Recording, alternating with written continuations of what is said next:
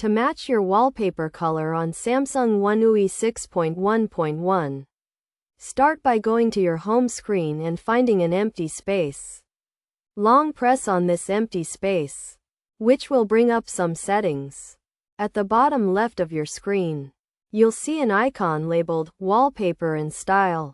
Open this to access a few options, and select the second one, Color Palette. Inside the Color Palette settings, enable the color palette by toggling the button at the top.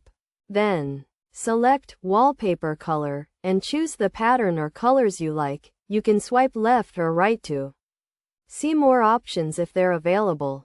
Once you've selected a color pattern, you can apply it to your app icons as well by toggling the relevant option.